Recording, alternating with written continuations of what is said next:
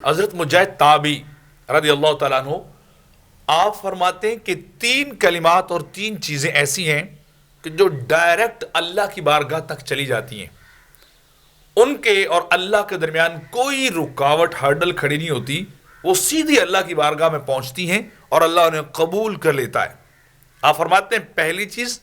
یہ گواہی دینا کہ لا الہ الا اللہ محمد رسول اللہ، کلمہ توحید کو پڑھنا،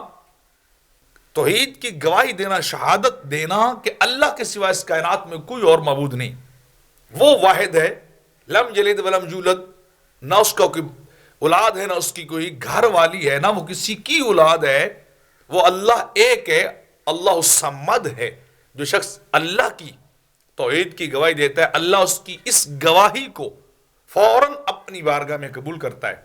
اور گواہی کو لکھ لیتا ہے کہ یہ بندہ میری توحید کے بارے میں وہاں کھڑے ہو کے زمین پر یہ گواہی دے رہا ہے کہ اللہ کے سوا کوئی معبود نہیں ہے، تو یہ توحید کی گواہی اللہ کی بارگاہ میں فوری قبول ہو جاتی ہے۔ اور دوسری بات کہ وہ شخص جو اللہ کی بارگاہ میں دعا کے قبول ہونے کا یقین رکھتا ہے، اللہ کی بارگاہ میں دعا کی قبولیت کا ایمان رکھتا ہے، تو وہ شخص جب بھی دعا مانگتا ہے اللہ اس کی دعا کو فوراً قبول کرتا ہے،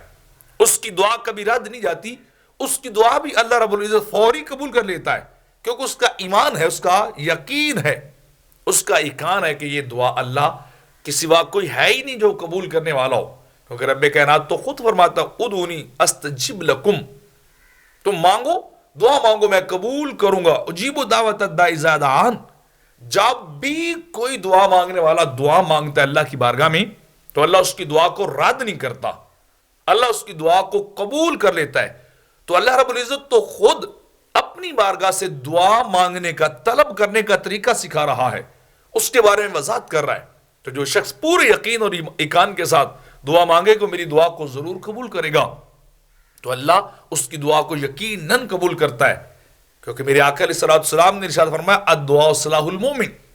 کہ دعا مومن کا ہتھیار ہے، دعا مومن کا اسلحہ ہے، اصل ویپن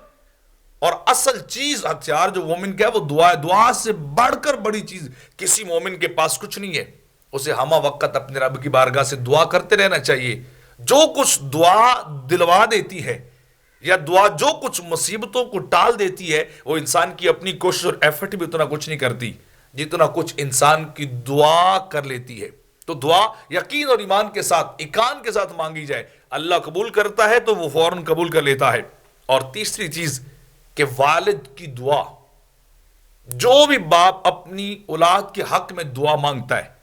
جو بھی اللہ سے ان کے لیے اچھائی طلب کرتا ہے، اللہ رب العزت اس کی دعا کو ضرور قبول کرتا ہے، اس کی دعا کو کبھی رد نہیں کرتا۔ اور اسی طرح ظالم کے خلاف مظلوم کی دعا زر بد دعا وہ بھی مانگی جائے تو اللہ اور اس دعا کے درمیان اور کوئی نہیں، وہ دعا کو ضرور قبول کرتا ہے۔ تو یہ تین چیزیں ایسی ہیں جو مجاہد تابعی رضی اللہ تعالیٰ عنہ فرما رہے ہیں کہ اللہ کی بارگاہ میں ڈائریکٹ قبول ہو جاتی ہیں، کہ کلمہ توحید کی گواہی وہ بھی قبول ہو جاتی ہے، اور دعا کی قبولیت کی یقین کے ساتھ دعا مانگی جائے وہ بھی قبول ہو جاتی ہے، اور تیسرا والد کی دعا اولاد کے حق میں اللہ وہ بھی قبول کر لیتا ہے۔